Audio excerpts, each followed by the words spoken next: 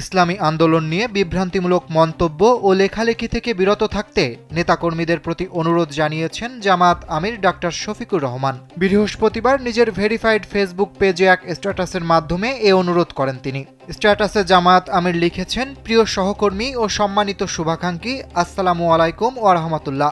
সম্প্রতি লক্ষ্য করছি কেউ কেউ জামায়াতে ইসলামের প্রতি সংহতি ও সহানুভূতি দেখাতে গিয়ে ভাতৃপ্রতিম সংগঠন ইসলামী আন্দোলন বাংলাদেশের ব্যাপারে অনাকাঙ্ক্ষিত ও বিভ্রান্তিমূলক বিভিন্ন মন্তব্য ও লেখালেখি সামাজিক যোগাযোগ মাধ্যমে শুরু করেছেন। আপনাদের প্রতি সবিনয়ে অনুরোধ রাখতে চাই, সত্যিই যদি আপনারা জামায়াতে ইসলামীকে ভালোবাসেন তাহলে অনাকাঙ্ক্ষিত এ ধরনের সকল কাজ থেকে অবশ্যই বিরত থাকবেন।